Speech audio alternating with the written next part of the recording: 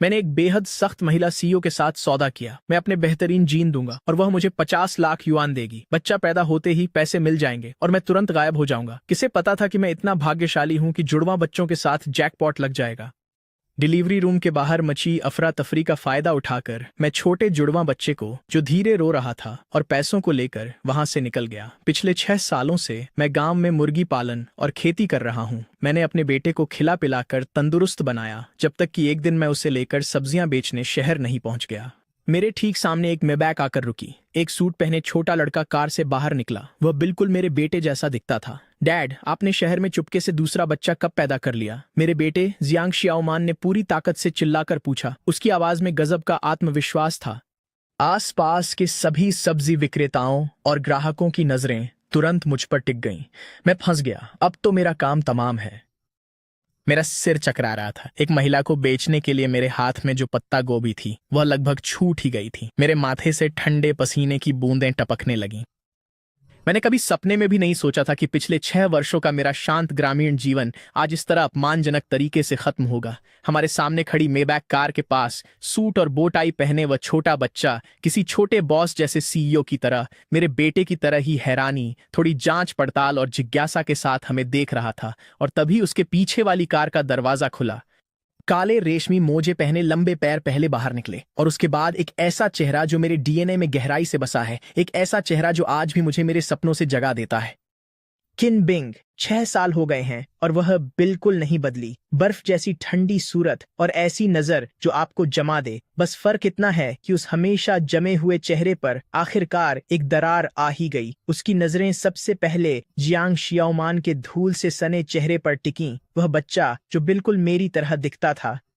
फिर उनकी नजरें धीरे से उस छोटे सूट पहने लड़के पर टिक गईं। 2 एक जैसे लड़के, एक फटी जीन्स में छोटे बंदर जैसा, दूसरा महंगे सूट में किसी राजकुमार जैसा। हवा जैसे जम गई। मेरी धड़कन 180 तक पहुंच गई। पापा, कुछ तो बोलिए। क्या शहर में आपका कोई और परिवार भी है?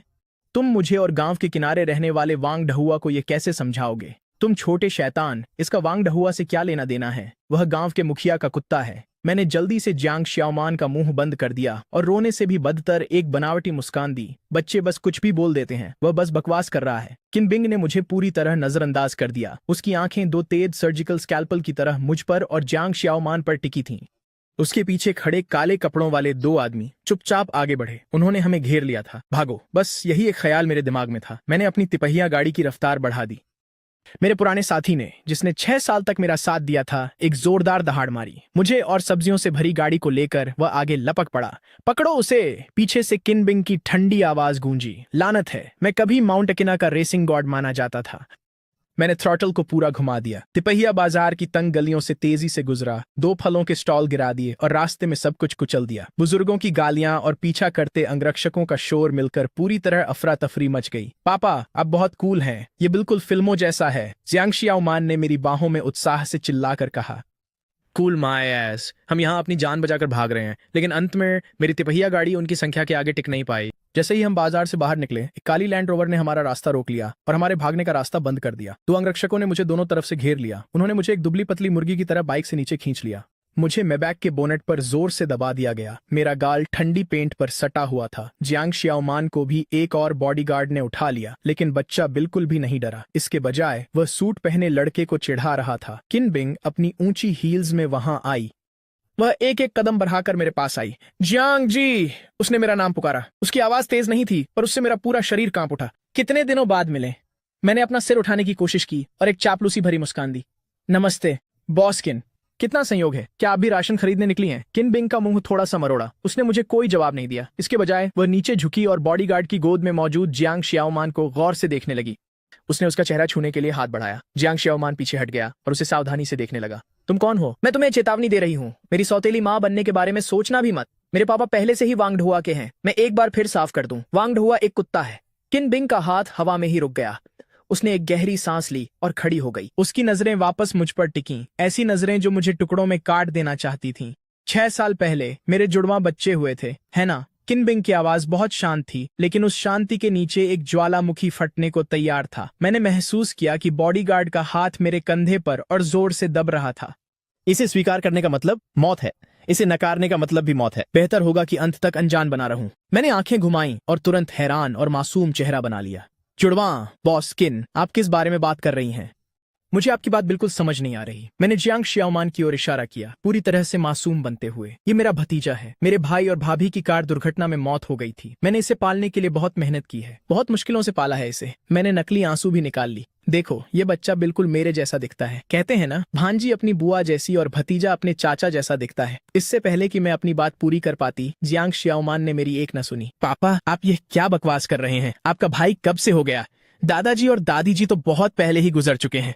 मैं तो बेहोश होने वाली हूँ। कितना गद्दार बेटा है। काश जमीन फट जाए और मैं उसमें समा जाऊं। ये चेन झू का जन्म प्रमाण पत्र और उस साल के अस्पताल के रिकॉर्ड हैं। उसने मुझे गुस्से से घूर कर देखा। रिकॉर्ड बताते हैं कि उस समय इंक्यूबेटर नंबर बी में रखा बच्चा जन्म के 3 घंटे बाद ही गायब हो गया था। मेरी धड़कनें रुक सी गईं। मैं बहुत लापरवाह था। उस समय भागने की इतनी जल्दी थी कि मैं सबूत मिटाना ही भूल गया। इत्तेफाक, ये निश्चित रूप से सिर्फ एक संयोग है। किन बिंग ने मुझ पर और समय बर्बाद नहीं किया। उसने सीधे अपने अंगरक्षकों को आदेश दिया, इन्हें युंडिंग मैनर वापस ले जाओ। साथ ही वकील जांग से संपर्क करो। मुझे तुरंत डीएनए टेस्ट करवाना है। जी समझ गई बॉस किन। 2 गार्डों के बीच एक कैदी की तरह मुझे धक्का देकर लैंड रोवर में बिठा दिया गया। जियांग शियाओमान को मेरे ठीक बाद अंदर फेंक दिया गया। बच्चा बिल्कुल भी नहीं डरा। उसने उत्सुकता से चमड़े की सीटों को थपथपाया। पापा, ये आपकी तिपहिया साइकिल से कहीं ज्यादा आरामदायक है, लेकिन ये आपकी जितनी तेज नहीं चलती। तेज होने का क्या फायदा? क्या हम पूरे रास्ते ट्रैफिक में नहीं फंसे रहे? काफिला सीधे उच्च वर्ग के लिए बने एक आलीशान विला क्षेत्र युंडिंग मैनर की ओर बढ़ गया। सिर्फ नाम सुनकर ही पता चल गया कि यह जगह कितनी महंगी है। गाड़ी एक महल जैसी आलीशान विला के सामने रुकी। जियांग शियाओमान और मुझे लिविंग रूम में बुलाया गया। लिविंग रूम इतना विशाल था कि उसमें खेल प्रतियोगिता आयोजित की जा सकती थी। छत पर लगे क्रिस्टल झूमर ने मेरी आंखें चौंधिया दी। जियांग शियाओमान अंदर आते ही पागल हो गया और कालीन पर लौटने लगा। किन बिंग मुख्य सोफे पर बैठी थी। किन झाओ नाम का लड़का चुपचाप उसके बगल में बैठा था। उसके हाथों में एक टैबलेट था, लेकिन उसकी नजरें कभी कभी फर्श पर कुत्ते की तरह भौंक रहे जियांग शियाओमान पर चली जाती थीं। आखिरकार किन बिंग ने कहा, मैं तुम्हें एक मौका देती हूँ। उस समय के 50 लाख युआन लौटा दो, बच्चे को यहीं छोड़ दो और तुम यहाँ से दफा हो जाओ। मेरा दिल जोर से धड़का। पैसे, वह 50 लाख तो कब के खत्म हो चुके थे। घर बनाने, जमीन खरीदने और गांव में मुर्गियां पालने में खर्च हो गए, और पिछले 6 सालों में मेरे और जियांग शियाओमान के रहने का खर्च भी तो था। वे लगभग पूरे खर्च हो चुके थे, और सबसे बड़ी बात, वह चाहती थी कि मैं जियांग शियाओमान को यहीं छोड़ दूं। मैंने अपने बेटे को कालीन पर बेफिक्र होकर हंसते और दौड़ते हुए देखा। वह मेरा अपना खून था, जिसे मैंने 6 साल तक अपने खून पसीने से बड़ी मेहनत से पाला था। मैंने एक गहरी सांस ली और पहली बार सीधे किन बिंग की आंखों में देखा। बॉस किन, मैं आपके पैसे लौटाने का कोई रास्ता निकाल लूंगा, लेकिन शियाओमान मेरा बेटा है। तुम्हारा बेटा? किन बिंग ने ऐसे देखा मानो उसने दुनिया का सबसे बड़ा मजाक सुन लिया हो। हमारा अनुबंध मत भूलो, तुम सिर्फ एक जीन प्रदाता थे। अनुबंध में कहीं नहीं लिखा था कि अगर जुड़वा बच्चे हुए तो क्या होगा। मैंने गर्दन उठाकर पलटवार किया। इसके अलावा वो बच्चा तब बहुत कमजोर था। डॉक्टरों ने कहा था कि वह शायद न बच पाए। मैं ही उसे गांव ले गई थी और चम्मच से चावल का पानी और घरेलू नुस्खे खिलाकर उसे जिंदा रखा। मैंने जो कुछ भी कहा वह सच था। जियांग शियाओमान उस समय से पहले पैदा हुआ था। वह इतना छोटा और कमजोर था कि उसके रोने की आवाज बिल्ली के बच्चे जैसी धीमी थी। मैं उसे लेकर भाग गई, कुछ पैसों के लिए और कुछ इसलिए कि मुझे डर था कि यह बेरहम माँ सच में उसे मरने के लिए छोड़ देगी। किन बिंग के चेहरे के हाव भाव थोड़े बदले, लेकिन उसने जल्द ही अपनी ठंडी गंभीरता वापस पा ली। मुझे प्रक्रिया से कोई मतलब नहीं है। मैं सिर्फ नतीजे देखती हूँ, और नतीजा यह है कि तुमने मेरे पैसे चुराए और तुमने मेरे बेटे को चुराया। वह खड़ी हो गई, ऊपर से मुझे नीचे देखते हुए। जब तक टेस्ट के नतीजे नहीं आ जाते, तुम दोनों कहीं नहीं जाओगे। मैं तुम्हें दिखाऊंगी कि असली निराशा क्या होती है। महल में नजरबंदी के मेरे पहले दिन मुझे आखिरकार अमीरों की उबाऊ जिंदगी समझ आ गई। किन बिंग ने मेरे और जियांग शियाओमान के लिए एक गेस्ट रूम का इंतजाम किया, जो गांव में मेरे पूरे घर से बड़ा था। उसमें अपना बाथरूम, एक वॉक इन क्लोसेट और एक बालकनी थी, जहां से पूरा गोल्फ कोर्स दिखता था। जियांग शियाओमान बेहद खुश थी। वह उस विशाल किंग साइज बिस्तर पर उछल कूद कर रहा था और उस महंगे रजाई को ट्रैम्पोलिन समझ बैठा था। पापा, क्या अब हम यहीं रहेंगे? ये जगह पुराने वांग के सुअर बाड़े से कहीं बड़ी है। क्या ये बच्चा इससे बेहतर तुलना नहीं कर सकता था? मैं उसकी तरह आशावादी नहीं था। मैंने दरवाजा खोलने की कोशिश की। वह टस से मस नहीं हुआ। बाहर काले कपड़ों में 2 अंगरक्षक खड़े थे, बिल्कुल 2 द्वारपालों की तरह। खिड़कियों पर सुरक्षा के लिए लोहे की छड़ें लगी थीं, जो बस थोड़ी सी ही खुलती थीं। वे सचमुच मुझे किसी अपराधी की तरह कैद कर रहे थे। दोपहर के खाने का समय हुआ तो एक नौकरानी ने दरवाजा खटखटाया और हमें नीचे डाइनिंग रूम में चलने को कहा। लंबी डाइनिंग टेबल स्वादिष्ट व्यंजनों से भरी थी, वेस्टर्न, चाइनीज, जापानीज।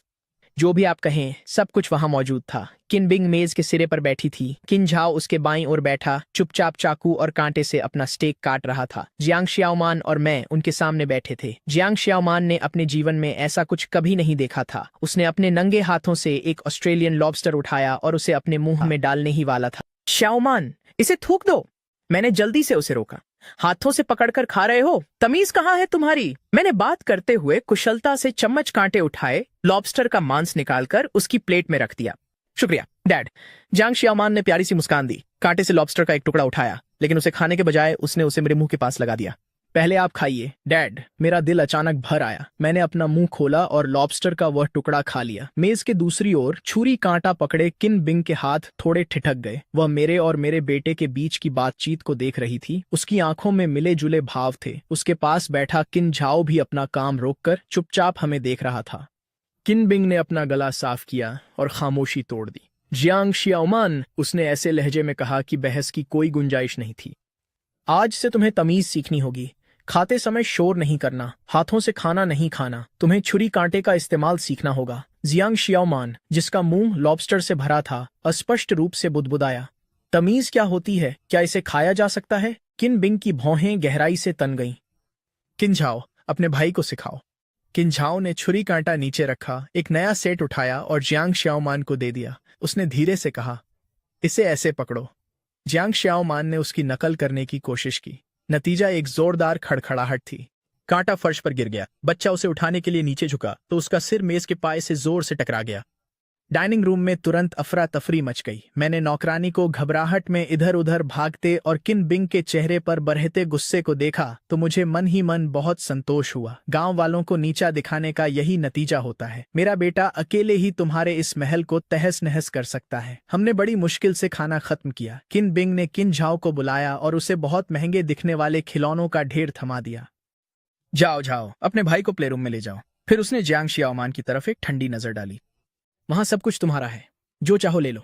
ये साफ तौर पर एक मीठी गोली थी। मैं चुपके से सतर्क थी। मेरे मासूम बेटे को पैसों से बिगाड़ने की कोशिश, सपने में भी नहीं। दोनों हम शक्ल लड्ड के पहली बार आधिकारिक तौर पर 7 खड्डे थे। किन झाओ ने एक ट्रांसफॉर्मिंग रोबोट को गले लगाया, थोड़ा असहज दिख रहा था।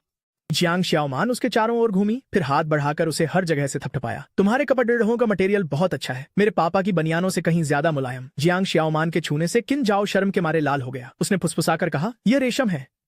चलो, उसने फुसफुसाकर कहा, यह रेशम है। चलो, मैं तुम्हें एक बहुत मजेदार जगह ले जाऊंगी। मैं जल्दी से उनके पीछे हो लिया। मैंने जियांग शियाओमान को किन झाओ को खींचते हुए विला के पिछले आंगन में एक बड़े पेड़ के पास ले जाते देखा। ध्यान से देखना। जियांग शियाओमान ने अपनी आस्तीनें ऊपर चढ़ाई, अपनी हथेलियों पर थूका और पलक झपकते ही पेड़ पर चढ़ गया। वह एक डाल पर मजबूती से बैठ गया और नीचे अवाक खड़े किन झाओ को हाथ हिलाकर बुलाने लगा। ऊपर आ जाओ, यहां से नजारा बहुत अच्छा है। किन झाओ ने ऊपर देखा। उसके चेहरे पर चाहत थी, पर थोड़ा डर भी। मैंने पहले कभी पेड़ नहीं चढ़ा। डरने वाली क्या बात है, मैं तुम्हें सिखाऊंगा। जियांग शियाओमान एक छोटे शिक्षक की तरह पेश आया। अपने हाथों से यहां पकड़ो, अपने पैरों से वहां कदम रखो, बस हो गया।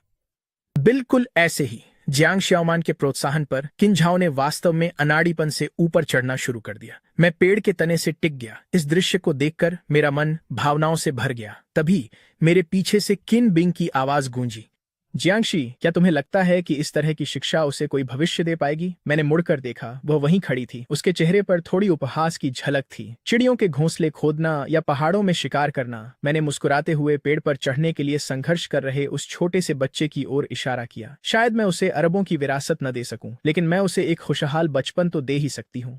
देखो, क्या तुम्हारा बेटा अभी बहुत मजे नहीं कर रहा है? किन बिंग ने मेरी नजरों का पीछा करते हुए पेड़ की ओर देखा। जियांग शियाओमान की मदद से किन झाओ आखिरकार एक निचली टहनी पर चढ़ गया। वह तने से चिपका हुआ था, थोड़ा डरा हुआ, लेकिन उसका चेहरा एक अभूतपूर्व उत्साह से चमक रहा था। दोनों बच्चे शाखा पर साथ साथ बैठे थे। जियांग शियाओमान दूर इशारा कर रहा था और जोश में आकर डींगे मार रहा था कि कैसे वह कभी पूरे गांव पर राज करता था। किन बिंग की आंखें थोड़ी डगमगाईं, फिर वह चुप हो गई।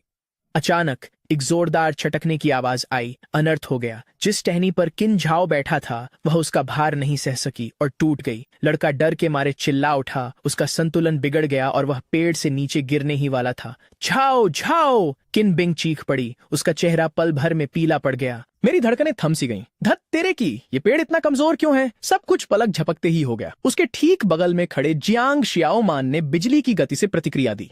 एक छोटे बंदर की तरह उसने आगे छलांग लगाई और किन झाओ की कमर को कसकर पकड़ लिया। डरो मत, मैं तुम्हें संभाल लूंगा। जियांग शियाओमान ने अपनी पूरी ताकत लगाकर गिरते हुए किन झाओ को वापस ऊपर खींच लिया, लेकिन गति के कारण दोनों बच्चे टहनी से फिसल गए और नीचे गिर पड़े। गनीमत रही कि ऊंचाई ज्यादा नहीं थी। वे घनी घास पर एक दूसरे में उलझे हुए गिरे। किन बिंग और मैं दोनों दौड़कर झाओ झाओ के पास पहुंचे। क्या तुम ठीक हो? किन बिंग ने किन झाओ को कसकर गले लगा लिया और उसे हर तरफ से देखने लगी। आंखों में आंसू लिए मैंने जल्दी से अपने बेटे को उठाया। पापा, मुझे लगता है मेरे कूल्हे के 8 टुकड़े हो गए हैं। लेकिन उसने तुरंत किन झाओ की तरफ देखा और चिंता से पूछा, लिटिल सूट, क्या तुम ठीक हो? किन झाओ अभी भी सदमे में था। उसने अपना सिर हिलाया, जियांग शियाओमान की ओर देखा और फुसफुसाया, शुक्रिया। ये पहली बार था जब उसने खुद से जियांग शियाओमान से बात की थी। किन बिंग ने जांच पूरी की। ये देखकर कि किन झाओ की कोहनी पर बस एक हल्की खरोंच है, उसने राहत की सांस ली, लेकिन उसने तुरंत अपना गुस्सा मुझ पर निकाल दिया। जियांग शी, क्या यही वह खुशहाल बचपन है जिसकी तुम बात कर रही थी? उसे मेरे बेटे को ऐसे खतरनाक स्टंट में घसीटने देना। अगर आज झाओ झाओ को कुछ हो जाता तो मैं तुम्हें ताउम्र जेल में सड़ ढा देती। धत तेरी की, ये औरत कितनी बेतुकी है। इससे पहले कि मैं कुछ कह पाता, जियांग शियाओमान से रहा नहीं गया। इसमें मेरे पापा की कोई गलती नहीं है। मैंने ही उसे पेड़ पर चढ़ने के लिए कहा था। एक असली मर्द छोटी मोटी चोट से नहीं डरता। मैं तो अक्सर गिरता रहता हूँ। उसने अपनी छोटी सी छाती फुलाई और एक नन्हे मुर्गे की तरह मेरे सामने खड़ा हो गया, जैसे अपनी माँ की रक्षा कर रहा हो। इसके अलावा मैंने उसे बचाया है। आपको तो मेरा शुक्रिया अदा करना चाहिए। किन बिंग उसके इस जवाब से निरुत्तर रह गई। उसने अपने सामने खड़े उस बच्चे को देखा जिसका चेहरा बिल्कुल उसके बेटे जैसा था, लेकिन वह शरारत और विद्रोह से भरा हुआ था और एक पल के लिए उसे समझ नहीं आया कि वह क्या कहे। माँ, उसे दोष मत दो, मैं पेड़ पर चढ़ना चाहता था। किन बिंग का चेहरा पीला पड़ने के बाद लाल हो गया। शायद यह पहली बार था जब उसके दोनों बेटों ने एक साथ उसे धोखा दिया था। अंत में उसने एक ठंडी आह भरी, किन झाओ को उठाया और पीछे मुड़कर एक आखिरी वाक्य कहा, तुम दोनों बस रुको, और फिर पैर पटकते हुए घर के अंदर चली गई। मैं नीचे झुका और जियांग शियाओमान के बाल सहलाए। बहुत अच्छे बेटे, तुमने बहुत बहादुरी दिखाई। आखिर मैं आपका बेटा जो हूं। ऐसा लग रहा था कि इस तूफान में मेरी हार हो रही है, लेकिन मैं जानता था कि मैंने दोनों बच्चों के दिलों में एक बीज बो दिया है। उस शाम किन बिंग ने उसे लुभाने के लिए पैसों का इस्तेमाल करने का फैसला किया। उसने नौकरानियों से खिलौनों से भरा एक पूरा कमरा जियांग शियाओमान के गेस्ट रूम में रखवा दिया। रिमोट से चलने वाली रेसिंग कारें, सीमित संस्करण वाले लेगो महल, सब एक छोटे पहाड़ की तरह ढेर थे। ये सब तुम्हारे लिए है। किन बिंग दरवाजे पर खड़ी थी। उसके चेहरे के भाव अभी भी ठंडे थे। जब तक तुम अच्छे से रहोगे और मेरी बात मानोगे, तुम्हें ऐसी और भी बहुत सारी चीजें मिलेंगी। लो आ गया, लो आ गया। पूंजीवाद का लालच शुरू हो गया। मैंने चिंता के साथ जियांग शियाओमान की ओर देखा। मैंने देखा कि मेरा बेटा काफी देर तक खिलौनों के ढेर को टटोलता रहा और आखिरकार उसने सबसे सस्ती प्लास्टिक की पानी वाली बंदूक उठाई। फिर उसने मेरी ओर देखा। पापा, क्या मैं इससे खेल सकता हूँ? मैंने सिर हिलाया। उसने तुरंत पानी वाली बंदूक उठाई, बहुत खुश हुआ और थोड़ी देर छत की तरफ प्यू प्यू किया, फिर उसे एक तरफ फेंक दिया। वह दौड़कर मेरे पास आया।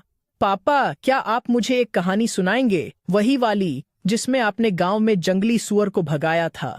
मैंने कब जंगली सुअर को भगाया था? मैं तो वह था जिसे जंगली सुअर ने 3 मील तक दौड़ाया था।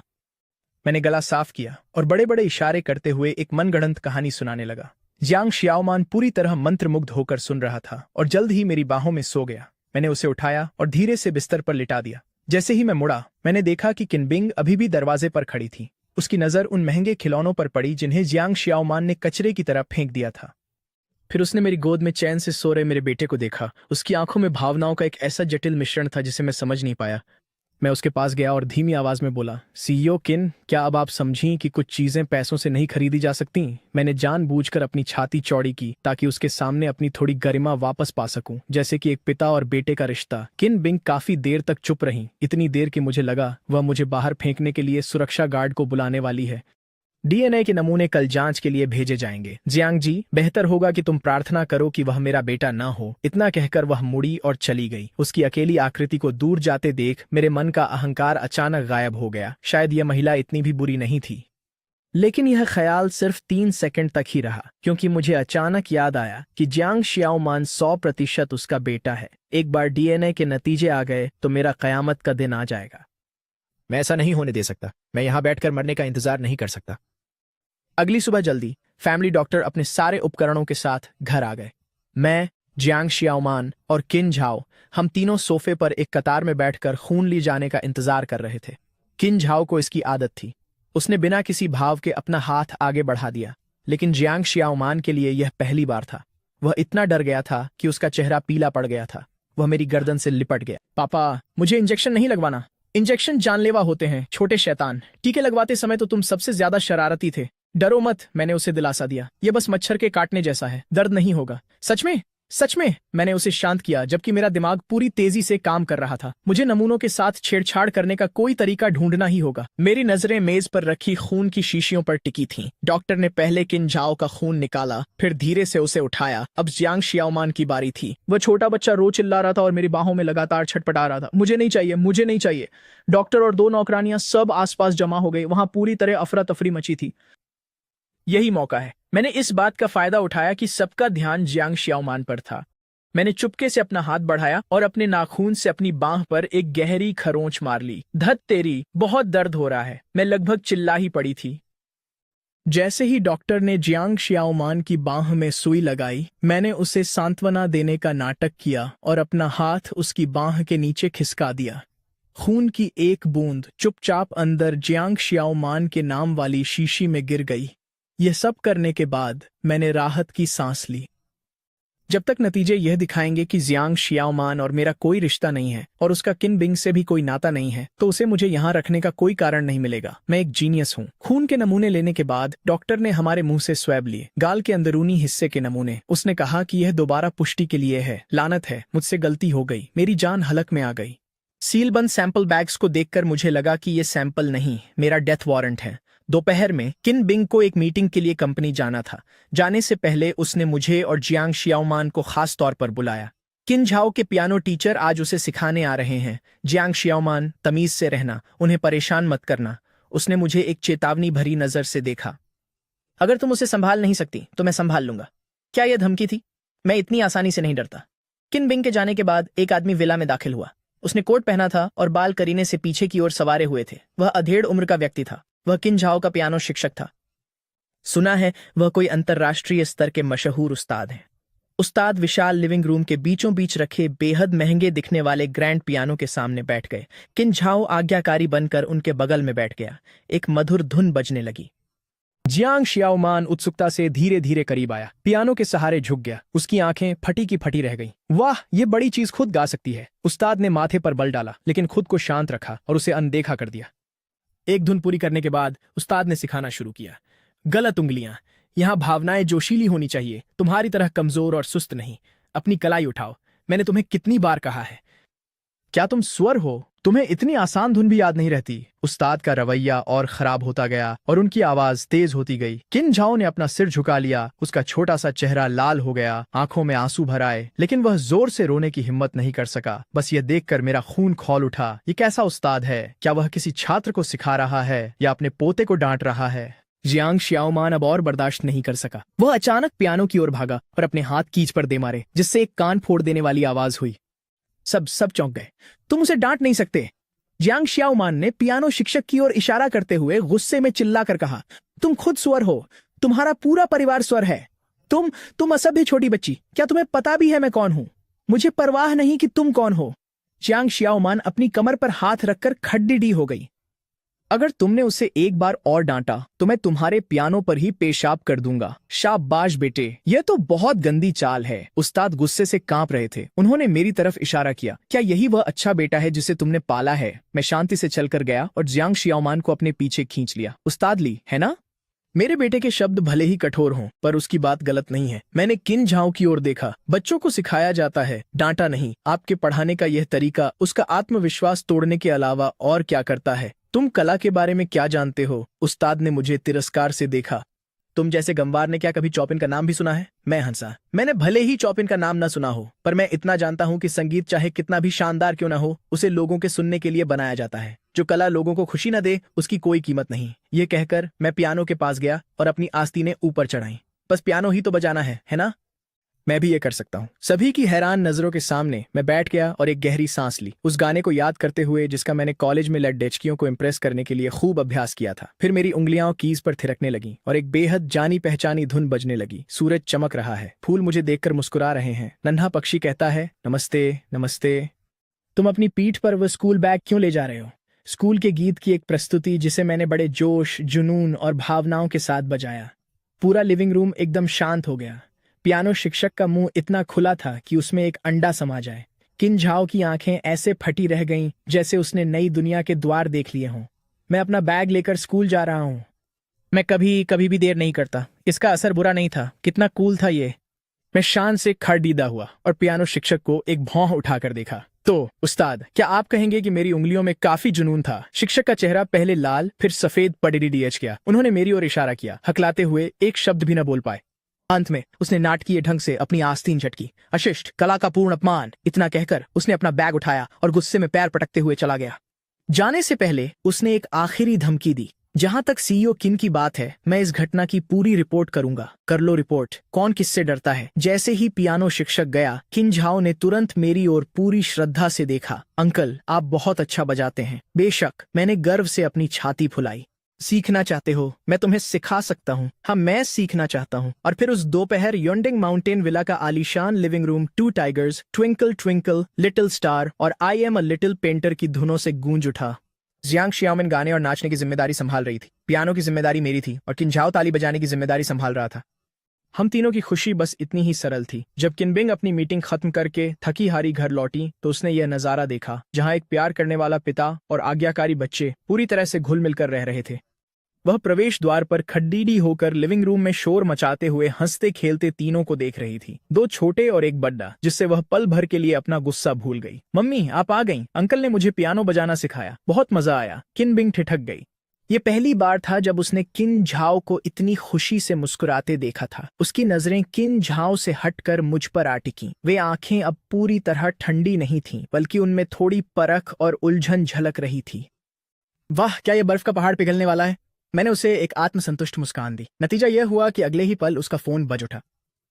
उसने फोन उठाया और कुछ ही शब्द सुनने के बाद उसका चेहरा तुरंत उतर गया। तुमने क्या कहा? उसने मिस्टर ली को इतना नाराज कर दिया कि वे चले गए? और ये बच्चों के गाने बजाने वाली क्या बकवास है? ठीक है, समझ गई। उसने फोन रखा और मेरी तरफ देखा। जो नजरें थोड़ी देर पहले थोड़ी गर्म हुई थीं, वे तुरंत जम गईं। जियांग जी, तुम्हारी हिम्मत कैसे हुई? आप मेरी तारीफ कर रही हैं। ये कुछ भी नहीं है, बस दुनिया में तीसरा सबसे अच्छा। किन बिंग ने अपनी नाराजगी को दबाने की कोशिश करते हुए एक गहरी सांस ली। कल जाओ जाओ के स्कूल में फैमिली स्पोर्ट्स डे है। तुम जियांग शियाओमान को लो और उसके साथ जाओ। मैं क्यों जाऊं? मैं उसकी माँ हूं। तुम दूसरे अभिभावक के तौर पर जा रहे हो। ऐसा लग रहा था कि उसके लिए पिता शब्द बोलना बहुत मुश्किल था। सबसे जरूरी बात, तमीज से पेश आना। मेरे लिए कोई मुसीबत खड़ी मत करना, वरना अंजाम तो तुम्हें पता ही है। क्या यह गाजर और छड़ी वाली नीति है? नहीं, ये तो मुझे एक थप्पड़ मारकर दूसरा और जोर से मारने जैसा है। एक नामी स्कूल में पेरेंट्स स्पोर्ट्स डे में जाना, क्या ये मुझ जैसे जंगली मुर्गे को फीनिक्स के झुंड में फेंकने जैसा नहीं है?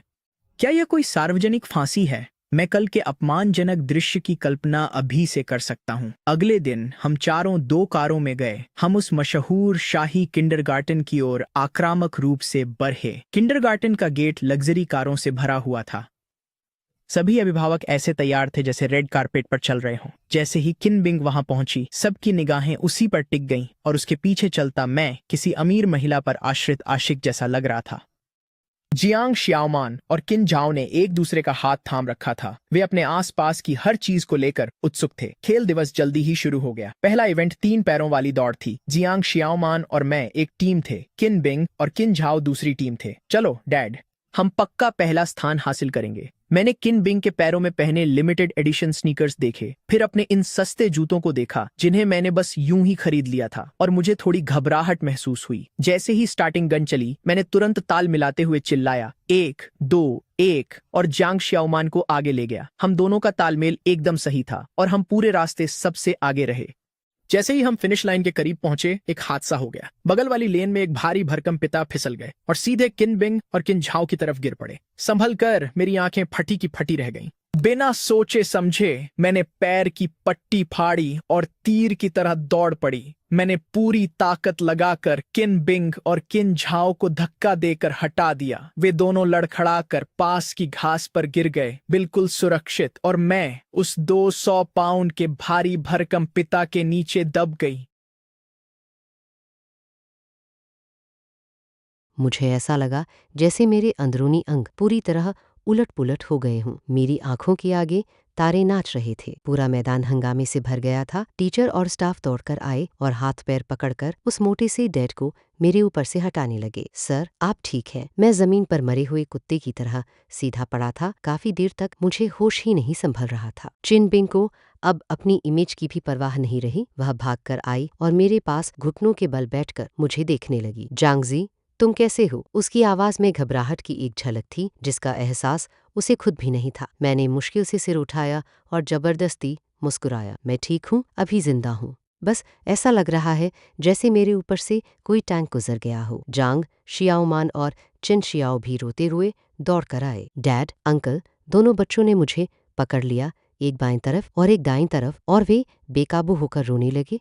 उन्हें देखकर अचानक मेरा दिल गर्म हो गया। लगा जैसे मेरी पीठ का दर्द अब उतना नहीं रह गया था, पूरी तरह वसूल था। यह हीरो बनकर ब्यूटी को बचाने वाला काम बिल्कुल घाटे का सौदा नहीं था। उसके बाद मुझे एक घायल सैनिक की तरह स्ट्रेचर पर डालकर एम्बुलेंस में चढ़ाया गया और सीधे अस्पताल ले जाया गया। कई चेकअप के बाद शुक्र था कि मेरी कमर के निचले हिस्से में बस गंभीर सॉफ्ट टिश्यू डैमेज था, कोई हड्डी नहीं टूटी थी। मैं वीआईपी हॉस्पिटल रूम में लेटा था और नर्स की पूरी देखभाल का मजा ले रहा था। स्कूल की सारी चीजें निपटाने के बाद चिन बिंग भी जल्दी से वहां आ गई। वह बेड के पास खड़ी होकर मुझे बहुत उलझे हुए भाव से देख रही थी। थैंक यू, उसने धीमी आवाज में कहा। यह पहली बार था जब उसने मुझे इतनी सच्चाई से धन्यवाद कहा था। मैं हल्का सा मुस्कुराया और एक कूल पॉज देने की कोशिश की। नतीजा यह हुआ कि मेरी पीठ की चोट फिर से खिंच गई और दर्द इतना हुआ कि मेरा चेहरा बिगड़ गया। हे बॉस चिन, सिर्फ एक थैंक यू से काम नहीं चलेगा, मैंने आधा मजाक में और आधा सीरियस होकर कहा। यह वर्क प्लेस इंजरी है, मेडिकल बिल, खोई हुई कमाई, मुआवजा, इमोशनल डिस्टर्बेंस, डैमेजेस, हिसाब लगाओ और पैसा दो। चिन बिन ने मुझे घूरा, लेकिन उसके होठों के कोनों पर एक मुश्किल से दिखने वाली मुस्कान आ गई। तुम्हारा नुकसान नहीं होने दूंगी, वह रुकी, फिर बोली, आज गलती मेरी थी, मुझे तुम्हें जबरदस्ती वहां नहीं ले जाना चाहिए था। वाह, तुम्हें सच में माफी मांगना आता है। कोई बात नहीं, इसे बस एक लाइफ एक्सपीरियंस समझो। मैंने बड़ी उदारता से हाथ हिला दिया। हॉस्पिटल रूम का दरवाजा खोला गया। जोंग, शियाओमान और चिन शियाओ ने अंदर झांका और फिर कमरे में आ गए। उनके हाथ में एक फ्रूट बास्केट थी जो शायद चिन बिन ने अभी अभी खरीदी थी। डैड, अभी भी दर्द हो रहा है? जांग शियाओमान ने फ्रूट बास्केट नीचे रखी, मेरे बेड तक भागकर आया और सावधानी से पूछा, अंकल, मुझे माफ कर दीजिए। चिन शियाओ ने भी सिर झुका लिया और छोटी सी आवाज में माफी मांगी। इसका तुम बच्चों से कोई लेना देना नहीं है। मैंने उनके छोटे छोटे सिर सहलाए। तुम दोनों ठीक हो, यह देखकर डैड को सुकून है। चिन शियाओ ने ऊपर देखा, उसकी आंखें चमक रही थी। अंकल, आज आप सच में बहुत बहादुर थे। बिल्कुल, मेरे डैड तो सुपरमैन है। दोनों बच्चों की आंखों में प्रशंसा देखकर मेरा थोड़ा सा दर्द भी कब का हवा हो चुका था। चिन बिंग एक तरफ खड़ी होकर हम तीनों को चुपचाप देख रही थी। उसकी नजर धीरे धीरे और भी नरम होती जा रही थी। अगले कुछ दिनों तक मेरी जिंदगी ऐसी हो गई जैसे मेरी हर छोटी बड़ी जरूरत का ध्यान रखा जा रहा हो और मैं आराम से आलसी जीवन जी रहा था। चिन बिंग रोज मुझे देखने अस्पताल आती थी। हालांकि वह ज्यादा कुछ नहीं बोलती थी, लेकिन अब वह पहले जैसी कांटेदार नहीं रही थी। दोनों बच्चे मेरे प्यारे छोटे नर्स बन गए थे। जांग शियाओमान का काम मुझे जोक्स सुनाना था। चिन शियाओ का काम मुझे कहानियां पढ़कर सुनाना था। एक दिन जब मैं चिन शियाओ की मुलायम आवाज में द लिटिल प्रिंस सुन रहा था, तभी हॉस्पिटल रूम का दरवाजा अचानक खुल गया। एक आदमी जिसे मैं बिल्कुल नहीं जानता था, साफ सुथरे सूट में अंदर आया। उसके पीछे कई रिपोर्टर भी थे। वे तरह तरह की कैमरा लेंस लेकर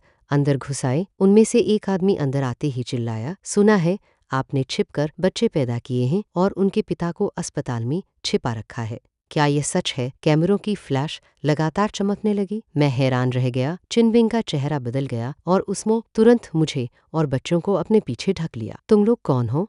तुम्हें अंदर किसने आने दिया? सिक्योरिटी कहाँ है? बॉस चिन, इतना भड़किए मत, आगे वाले आदमी ने हल्की मुस्कान के साथ कहा। हम बस आपसे एक बात कंफर्म करना चाहते हैं। यह सज्जन बच्चों के पिता है, सही? और इनके पास बैठे ये दो लड़के आपके जुड़वां बेटे हैं। उसके कैमरे का लेंस सीधे मेरी तरफ था। जोंग शियाओमान और चिन शियाओ। ओह गड़बड़, यह चिन बिंग को निशाना बनाने वाला बिजनेस राइवल है। मुझे तुरंत समझ आ गया कि यह एक जाल है। वे इस स्कैंडल का इस्तेमाल करके चिन बिंग और उसकी कंपनी को गिराना चाहते हैं। चिन बिंग गुस्से से कांप रही थी, लेकिन बच्चों को बचाने के लिए वह सिर्फ पीछे हट सकती थी। रिपोर्टर और आक्रामक होकर आगे बढ़ने लगे। बॉस चिन, कृपया हमारे सवालों का जवाब दीजिए। इस सज्जन से आपका क्या रिश्ता है? आप अपने बच्चों की पहचान कब सामने लाने वाली हैं? उन्हें अस्पताल के बेड तक धक्का देते हुए आते देख मैंने मन में फैसला कर लिया। मैं अचानक बेड से उछलकर उठा, कमर के निचले हिस्से के तेज दर्द को नजरअंदाज किया, नाइट स्टैंड से पानी का जग उठाया और सीधे उन रिपोर्टरों पर झपट पड़ा। क्या बकवास शूट कर रहे हो तुम लोग? फिर मैंने चिनबिंग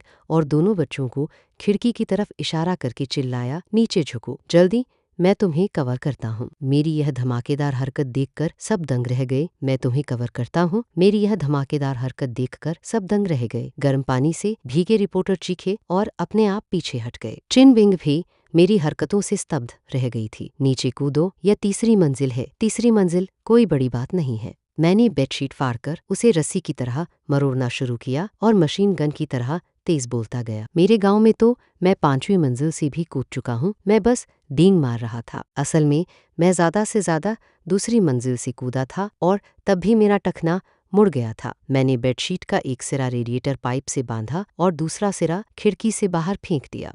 मैं सबसे पीछे आऊंगा, मैंने चिनबिंग और दोनों बच्चों को धक्का देते हुए कहा कि वे बेडशीट से नीचे स्लाइड करें। चिनबिंग एक पल झिझकी, लेकिन बाहर रिपोर्टरों की संख्या बढ़ती देखकर उसने दांत भींचे, चिन शियाओ को उठाया और सबसे पहले नीचे स्लाइड कर गई। जांग शियाओमान तुरंत पीछे गया। इस बच्चे में दम है, वह बंदर से भी तेज नीचे फिसल गया। डैड, मैं नीचे आपको पकड़ लूंगा। मैंने चिनबिंग को देखा जो खिड़की से बाहर निकलने वाली आखिरी थी और चैन की सांस ली। फिर मैंने सिर घुमाया, उन रिपोर्टरों की तरफ देखा जो अभी अभी होश में आए थे और उन्हें एक चिढ़ाने वाली मुस्कान दी। मैंने तकिए, फ्रूट बास्केट जो भी हाथ में आया सब उठाकर उन पर फेंकना शुरू कर दिया। आओ तुम्हें दिखाता हूँ कि गांव का लड़का क्या कर सकता है। काफी अफरा तफरी मचाने के बाद आखिर मैंने बेडशीट पकड़ी और खिड़की से बाहर कूद गया। मेरी लैंडिंग सही नहीं हुई और मेरा पिछला हिस्सा एक बार फिर जमीन से गहरी दोस्ती कर बैठा। कमर की चोट के साथ पिछवाड़े की चोट। क्या कमाल का डबल झटका था। चिनबिंग जल्दी से दौड़कर मुझे उठाने आई। क्या तुम पागल हो? उसने बेचैनी और घबराहट में कहा। उसकी आंखें लाल थी। बकवास बंद करो, चलो। मैं एक टांग घसीटता हुआ चला। चिनबिंग के सहारे और बच्चे और मैं किसी तरह बहुत बुरी हालत में अस्पताल से भाग निकले। युंडिंगला वापस पहुंचकर भी सब अभी तक सदमे में थे। चिनबिंग ने तुरंत अपनी कंपनी के पीआर डिपार्टमेंट को फोन करके हालात संभालने को कहा। जहां तक मेरी बात थी, मैं बिस्तर पर धम्म से गिर पड़ा। इस बार मैं सच में 1 इंच भी नहीं हिल सकता था। जांग शियाओमान और चिन शियाओ मेरे बेड के पास ही रहे। उनके चेहरों पर चिंता साफ दिख रही थी। क्या डैड मरने वाले हैं? वाह, बहुत शुक्रिया बच्चे। यह छोटा शैतान अपना काम संभालने के बाद चिनबिंग मेरे कमरे में आई। उसने सबको बाहर भेज दिया। कमरे में सिर्फ हम दोनों रह गए। जांगजी, आज तुमने ऐसा क्यों किया? क्या किया? मैंने अनजान बनने की एक्टिंग की। वह तो सेल्फ डिफेंस था। तुम्हें पता है मैं वह नहीं पूछ रही। चिनबिंग बेड के पास आई और बैठ गई। तुम साफ साफ मुझे अकेला छोड़कर जा सकते थे। फिर हमें बचाने के लिए खुद को खतरे में क्यों डाला? मैंने उसे रोशनी में देखा। उसने अपनी सारी सुरक्षा दीवारें गिरा दी थीं। उसके चेहरे पर थकान और उलझन साफ दिख रही थी। वह दूर दूर रहने वाली बाफ जैसी फीमेल सीईओ नहीं थी, बल्कि एक आम औरत जैसी लग रही थी। मैं कुछ पल चुप रहा, फिर बोला, मैंने यह तुम्हें बचाने के लिए नहीं किया। चिनबिंग की आंखें अचानक मंद पड़ गईं। मैंने यह अपने बेटों को बचाने के लिए किया। मैंने उसकी तरफ देखा। जांग शियाओमान मेरा बेटा है। चिन शियाओ भी मेरा बेटा है। वे भाई है। मैं उनमें से किसी को भी चोट खाते हुए खड़ा होकर नहीं देख सकता। और फिर मैं रुका और मुस्कुरा दिया। तुम मेरे बेटों की माँ हो। मैं तुम्हें भी यूं दबाया और बेइज्जत होते हुए देखकर कुछ न करता। ऐसा नहीं हो सकता था। चिनबिंग जम सी गई। वह मुझे काफी देर तक देखती रही। फिर उसने सिर झुका लिया। उसके कंधे हल्के हल्के कांप रहे थे। मैंने देखा कि उसके घुटने पर रखे हाथ की पीठ पर एक आंसू गिरा। धत, वह रो रही है। मैं घबरा गया। अरे मत रो, मैं तो बस बकवास कर रहा था। मेरी जुबान जहरीली है, यह तुम कब से जानती हो? मैंने बिढ़ंगे तरीके से उसे दिलासा देने की कोशिश की, लेकिन जैसे ही मैं हिला, मेरी कमर के निचले हिस्से में हड्डी तक उतरता दर्द दौड़ गया। हिलो मत। उसने सिर उठाया। उसके चेहरे पर फिर से संयम लौट आया था, बस उसकी आंखें अभी भी थोड़ी लाल थीं। उसने हाथ बढ़ाया और धीरे से मेरे माथे से कुछ बिखरे बाल हटाए। उसकी उंगलियां बहुत ठंडी थीं, लेकिन जैसे ही उन्होंने मेरी त्वचा को छुआ, ऐसा लगा जैसे बिजली का झटका गुजर गया हो। मेरा दिल अचानक एक धड़कन छोड़ गया। जांगजी, डीएनए टेस्ट के नतीजे कल आ जाएंगे। मेरा दिल बैठ गया। जिस चीज से मैं सबसे ज्यादा डर रहा था वह आखिर सामने आ ही गई। अगर नतीजों से साबित हो गया कि वे दोनों मेरे बेटे हैं तो तुम क्या करने वाले हो? मैंने मुंह खोला लेकिन बोल नहीं पाया। मुझे क्या करना चाहिए? मुझे नहीं पता। कहाँ भागूं? मैं एक बार पहले ही भाग चुका हूँ। शियाओ मान को उसके हवाले कर दूं। मैं ऐसा नहीं कर सकता। हम लंबे समय तक चुप्पी में डूबे रहे जब तक दरवाजे के बाहर से जांग शियाओमान और चिन शियाओ की बहस की आवाज नहीं आई। सब तुम्हारी गलती है। मेरे डैड को चोट लगी। नहीं, ऐसा नहीं है। वे बुरे लोग थे। तुम मनहूस हो। तुम मनहूस हो। दोनों बच्चों की नोक-झोंक सुनकर चिनबिंग और मैंने एक दूसरे की तरफ देखा और हम दोनों की आंखों में एक बेबस कड़वी मुस्कान थी। शायद चीजें उतनी खराब नहीं हैं जितना मैंने सोचा था। अगले दिन मैं जोर से हिलाए जाने पर जागा। डैड, ये देखो। जांग शियाओमान ने एक लिफाफा उठाया और मेरे चेहरे के सामने लहराया। वह टेस्ट रिपोर्ट थी। मेरा दिल तुरंत किसी गहरी खाई के तल तक गिर गया। फैसले का दिन आ चुका था।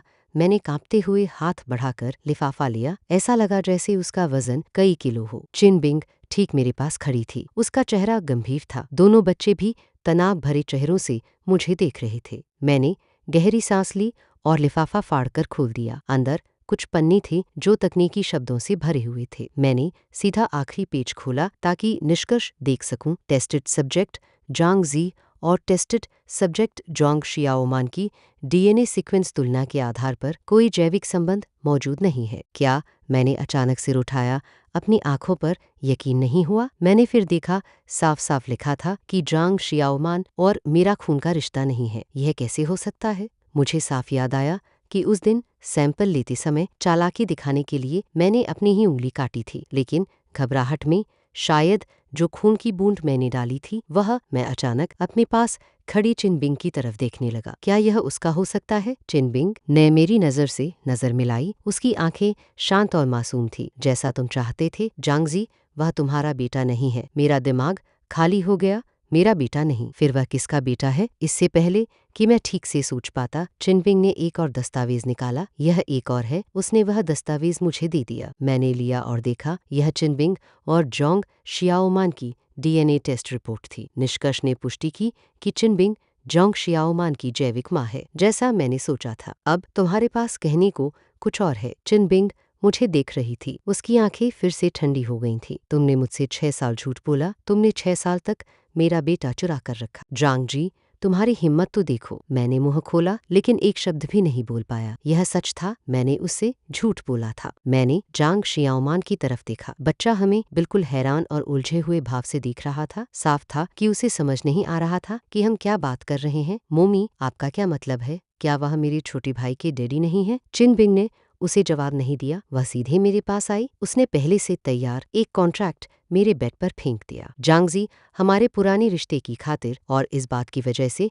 कि तुमने हमारी जान बचाई, मैं तुम्हें आखिरी मौका दे रही हूँ। यहाँ 10 मिलियन युआन है। पैसे लो और हमारी दुनिया से हमेशा के लिए गायब हो जाओ। बच्चों के सामने फिर कभी अपना चेहरा मत दिखाना। 10 मिलियन युआन 6 साल पहले से 2 गुना। इतना कि मैं किसी भी शहर में रह सकता था और बाकी जिंदगी पानी की तरह पैसा बहा सकता था। मैंने कॉन्ट्रैक्ट देखा, फिर जांग शियाओमान को देखा जो बेड के पास पूरी तरह खोया सा खड़ा था। पिछले 6 साल की हर बात मेरे दिमाग में फिल्म की तरह चलने लगी। पहली बार उसने मुझे डैडी कहा था। पहली बार उसने चलना सीखा था जब वह बीमार होता था और मैं पूरी रात उसे गोद में लिए रहता था। पलक झपकाने से भी डरता था। जब वह किसी शरारत में फंसता और मुझे उसके लिए माफी मांगने जाना पड़ता था, वह चुपके से बचाई हुई टॉफियां मेरी जेब में डाल देता था। मेरी बाहों में एक बच्चे से मैंने उसे उस छोटे बंदर में बदलते देखा जो पेड़ पर चढ़ सकता था और चिड़ियों के घोंसले तक लूट सकता था। वह मेरी पूरी दुनिया है और अब कोई मेरी दुनिया को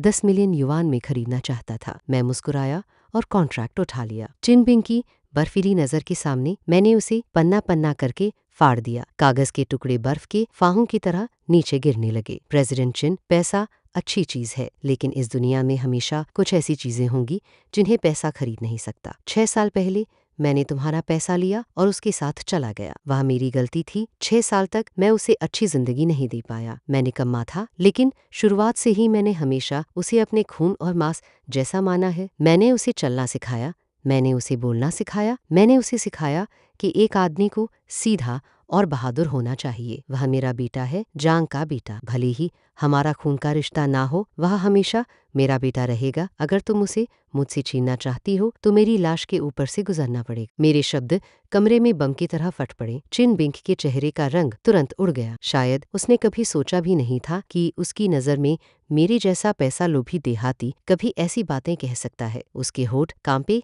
लेकिन वह एक भी ठीक वाक्य नहीं बना पाई। डैडी, मत मरना। मैं नहीं चाहता आप मरे। मुझे मम्मी नहीं चाहिए, मुझे बस आप चाहिए डैडी। डैडी प्लीज मुझे छोड़कर मत जाइए। बच्चा बेकाबू होकर रो रहा था। वह दौड़ कर आया और मेरी टांग से कस कर लिपट गया। अभी भी रोता हुआ मैं घुटनों के बल बैठा और उसे जोर से अपने सीने से लगा लिया। मेरी अपनी आंखें भी लाल हो रही थीं। अरे पगले बच्चे, डैडी तुम्हें कभी कैसे छोड़ सकते हैं। मिस्टर चिन शियाओ भी पास आ गया। उसने हमें देखा, फिर अपनी माँ की तरफ देखा।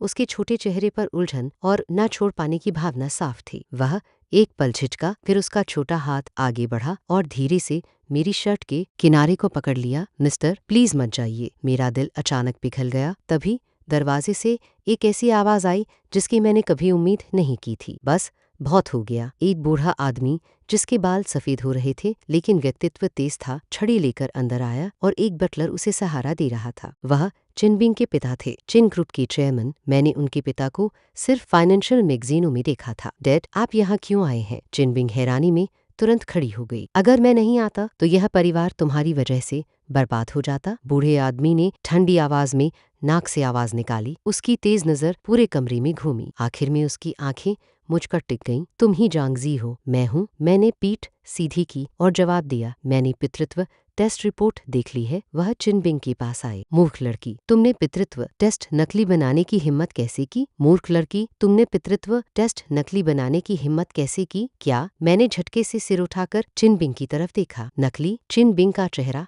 पीला पड़ गया। उसने सिर झुका लिया। डैड क्या आपको लगा कि मुझे पता नहीं चलेगा। तुम क्या करने की कोशिश कर रही हो। तुम नकली रिपोर्ट से जांगजी को दूर भगाना चाहती थी और फिर दोनों बच्चों को अपने लिए रख लेना चाहती थी। तुम बहुत ज्यादा स्वार्थी हो। बूढ़े आदमी ने बटलर से एक और फाइल ली और मुझे दे दी। यह असली टेस्ट रिपोर्ट है। मेरे हाथ कांप रहे थे जब मैंने उसे लिया। निष्कर्ष काले सफेद अक्षरों में लिखा था। पुष्टि होती है कि जांगजी जांग शियाओमान का जैविक पिता है। पुष्टि होती है कि जांगजी चिन शियाओ का जैविक पिता है। मुझे लगा जैसे मेरे दिमाग पर 10,000 हंसके कुत्ते टूट पड़े हों। सब कुछ पूरा उलझ गया था। यह औरत। मैंने चिनबिंग की तरफ इशारा किया। इतना गुस्सा था कि बोल नहीं पा रहा था। तुम आखिर करना क्या चाहती हो। पहले तुम नकली रिपोर्ट बनाती हो कि शियाओमान और मेरा कोई रिश्ता नहीं है और मुझे पैसे देकर भगाने की कोशिश करती हो, और अब मैं बस। चिनबिंग आखिर बोली, मैं बस तुम्हें टेस्ट करना चाहती थी। मैं जानना चाहती थी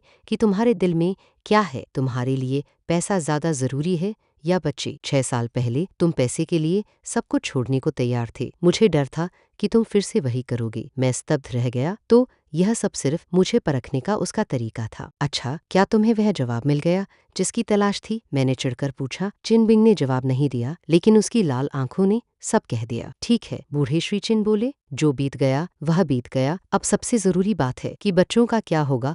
उन्होंने मुझे देखा, फिर चिनबिंग को देखा। तुम दोनों बच्चों के जैविक माता पिता हो। तुम में से किसी को भी दूसरे से यह अधिकार छीनने का हक नहीं है। मेरा सुझाव है कि तुम दोनों शादी कर लो। क्या। चिनबिंग और मैं एक साथ चिल्लाएं, शादी। मैं और चिनबिंग। यह कैसी ब्रह्मांडीय मजाकबाजी है। यह बूढ़ा आदमी मुझसे भी बड़ा सपने देखने वाला निकला। डैड, आप कैसी बकवास कर रहे हैं। मैं और यह आदमी, यह नामुमकिन है। मैं भी नहीं कर रहा। मैंने तुरंत बात जोड़ दी। मैं गांव की आज़ादी का आदी हूँ। मैं अपनी बाकी जिंदगी एक चलते फिरते बर्फ के पहाड़ को देखते हुए नहीं बिताना चाहता। किसे चलती फिरती बर्फ कह रही हो। जिसे जूता फिट हो वही पहने। हम फिर से एक दूसरे से भिड़ गए। तुम दोनों चुप रहो। क्या तुम्हें लगता है मैं ये चाहता हूँ। अगर मेरे 2 कीमती पोते ना होते तो मुझे तुम दोनों क्या करते हो उससे कोई मतलब नहीं होता। उसने जांग शियाओमान और चिन शियाओ की तरफ इशारा किया। उनसे क्यों नहीं पूछते कि क्या वे पूरा परिवार चाहते हैं। क्या वे चाहते हैं कि उनकी माँ और पिता साथ रहें। दोनों लड़कों ने एक दूसरे को देखा और फिर एक साथ सिर हिला दिया। जांग शियाओमान तो और भी सीधा था। हाँ, मैं चाहता हूँ डैडी और मम्मी साथ रहे। चिन शियाओ ने भी धीरे से कहा, मैं भी यही चाहता हूँ। इन 2 छोटे गद्दारों ने हमें पूरी तरह बेच दिया था। चिनबिंग और मैं दोनों चुप हो गए। फिर मामला तय हो गया। बूढ़े आदमी ने हमें विरोध करने की कोई जगह नहीं दी। बच्चों को सही और वैध पहचान देने और बाहर बैठे मीडिया गिद्धों का मुंह बंद करने के लिए तुम दोनों को शादी करनी ही होगी। हाँ, यह सिर्फ सुविधा की शादी होगी। तुम अलग अलग कमरों में सोते रह सकते हो। तुम एक दूसरे की जिंदगी में दखल नहीं दोगे। बच्चों के बड़े हो जाने तक इंतजार करो। अगर तब तलाक लेना चाहो तो ले सकते हो। मैं बिल्कुल रास्ते में नहीं आऊंगा। यह सुनकर चिनबिंग और मैंने एक दूसरे को देखा। हम दोनों एक दूसरे की आंखों में हल्की सी झिझक देख सकते थे। फिलहाल यही आगे बढ़ने का एकमात्र रास्ता लग रहा था और इसे शांति से सुलझाने का सबसे अच्छा तरीका भी। मैं तुम दोनों को सोचने के लिए एक दिन देता हूँ। अपनी बात कहने के बाद बूढ़े आदमी अपने बटलर के साथ चला गया। पूरे प्रभावशाली दबदबे के साथ एक बार फिर कमरे में सिर्फ हम 4 लोग रह गए। माहौल इतना अजीब था कि उस खामोशी में 3 बेडरूम वाला अपार्टमेंट बनाया जा सकता था। आखिर में चुप्पी मैंने तोड़ी। तो आइस, मेरा मतलब है प्रेसिडेंट चिन। मैंने गला साफ किया। तुम्हारा क्या विचार है? चिनबिंग ने मुझे घूरा। वह साफ तौर पर अभी भी आइसबर्ग वाले नाम से नाराज थी। बच्चों के लिए मुझे कोई आपत्ति नहीं है, उसने ठंडे स्वर में कहा। ठीक है फिर, मैंने सिर हिलाया। मुझे भी कोई आपत्ति नहीं है। और इस तरह पलक झपकते ही मेरी और चिनबिंग की शादी तय हो गई। 3 दिन बाद हमने सिविल अफेयर्स ब्यूरो में अपनी शादी रजिस्टर कर ली। हाथ में उस चमकीले लाल मैरिज सर्टिफिकेट को देखते हुए मुझे लगा जैसे मैं सपना देख रहा हूँ। 6 साल पहले मैंने पैसे के लिए खुद को बेच दिया था। 6 साल बाद मैं अपने बेटों के लिए खुद को बेच रहा था। जिंदगी सच में ड्रामा से भरी है। इस नए परिवार के बनने का जश्न मनाने के लिए मैंने किचन में अपनी कला दिखाने का फैसला किया। मैंने शेफ की मदद की पेशकश ठुकरा दी और अकेले ही विला के किचन पर कब्जा कर लिया। डैडी, आप क्या स्वादिष्ट बना रहे हैं? जांग शियाओमान ने पूछा। उसके मुंह में पानी आ रहा था। मैं तुम बच्चों के लिए अपनी स्पेशल डिश बना रहा हूँ, क्लेपॉट ब्रेस्ट चिकन। मैंने वह बड़ा मुर्गा निकाला जिसे मैं पिछले आधे साल से घर पर पाल रहा था और उसे तैयार करना शुरू किया। चिन शियाओ और उसकी माँ चिनबिंग ने शायद ऐसा कुछ कभी नहीं देखा था। वे दोनों दूरी बनाए हुए थे। आधे घंटे बाद किचन से गहरी खुशबू फैलने लगी। मैं गरमागरम ब्रेस्ट चिकन का बर्तन बाहर लाया जिसके किनारों पर कॉर्नब्रेड केक चिपके हुए थे और उसे डाइनिंग टेबल पर रख दिया। आओ, अपने डैड की कुकिंग ट्राई करो। जांग शियाओमान ने सबसे पहले खाना शुरू किया। उसने ब्रेड का एक टुकड़ा उठाया, उसे सॉस में डुबोया और इतना खाया कि उसका चेहरा तेल से चमकने लगा। यह तो बहुत अच्छा है, बहुत बहुत अच्छा। मैंने चिकन लेग चिन शियाओ की कटोरी में रखा। शियाओ, तुम भी थोड़ा ट्राई करो। शियाओ ने सावधानी से एक निवाला लिया। उसकी आंखें तुरंत चमक उठी। यह कमाल का है। मैंने गर्व से चिनबिंग की तरफ देखा। प्रेसिडेंट चिन, क्या आप अपनी राय देकर हमें सम्मानित करेंगी? चिनबिंग एक पल झिझकी, फिर भी उसने चॉपस्टिक्स उठाई और चिकन का एक छोटा टुकड़ा लिया। उसने उसे शालीनता से मुंह में रखा और फिर वह जम गई। फिर उसने कुछ नहीं कहा। उसने बस एक और टुकड़ा उठाया, फिर एक और, फिर एक और। अंत में उसने लगभग आधा बर्तन चिकन खुद ही खा लिया। उसका मुंह ना कह रहा था, लेकिन उसका शरीर सच बोल रहा था, है ना? डिनर के बाद हमारा 4 लोगों का परिवार अभी भी थोड़ा अजीब महसूस कर रहा था। हम लिविंग रूम में टीवी देख रहे थे। जांग शियाओमान और चिन शियाओ मेरे आसपास बैठे लगातार बातें कर रहे थे। चिनबिंग हमसे कुछ दूर एक सिंगल सोफे पर बैठी थी। हाथ में फाइनेंशियल मैगजीन थी, लेकिन उसकी आंखें बार बार हमारी तरफ जा रही थी। टीवी पर कॉमेडी चल रही थी। हम तीनों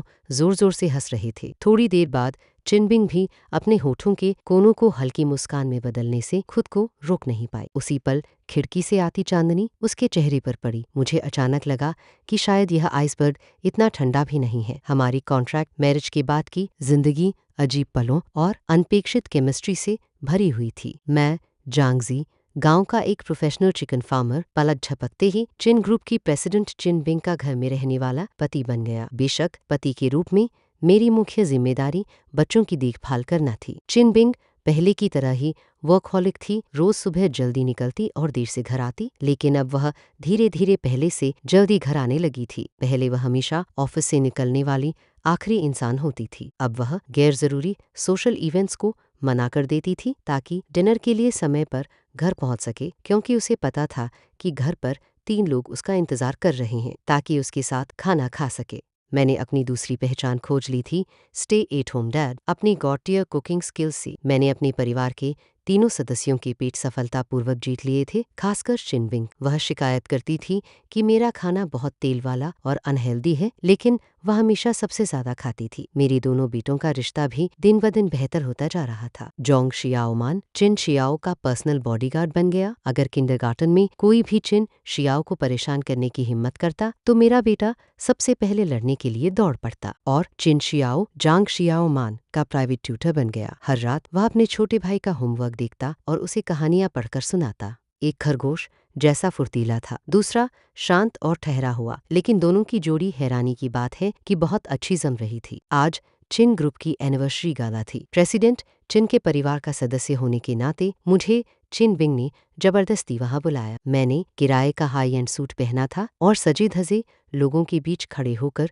मुझे बहुत अजीब लग रहा था। मुझे ऐसा लग रहा था जैसे हंसों के झुंड में एक हस्की गलती से घुस आया हो। चिन बिंग चांदी के इवनिंग गाउन में रानी जैसी लग रही थी, चमकती हुई। उसने चलते हुए अपना हाथ मेरी बाह में डाल रखा था और बिजनेस टाइकूनों के बीच पूरे आत्मविश्वास से घूम रही थी। यह मेरे पति है जांगजी। हर बार जब वह मेरा परिचय इस तरह देती थी, मुझे उन बड़े लोगों की जटिल नजरें महसूस होती थीं, जिनमें प्रशंसा, जलन और थोड़ी सी नफरत मेरे ऊपर बरसती थी। घूरना बंद करो, कोशिश भी कर लो, तुम्हें कैप्टमैन बनने का मौका भी नहीं मिलेगा। बैंक्वेट के बीच में एक सुंदर सा लड़कियों जैसा दिखने वाला आदमी वाइन ग्लास हाथ में लेकर आया। वह उसी राइवल कंपनी का सीईओ था जिसने अस्पताल में हमें घेरने के लिए रिपोर्टर भेजे थे। उसका सरनेम वोंग था। चिन, बहुत दिनों बाद मिलना हुआ। आप पहले से भी ज्यादा चमक रही है। सीईओ वोंग ने साफ दुश्मनी भरी मुस्कान के साथ कहा, और ये जरूर वही मशहूर मिस्टर जांग होंगे, हैं ना? आपके बारे में बहुत सुना है, सच में बड़े प्रतिभाशाली आदमी है। उसकी आवाज में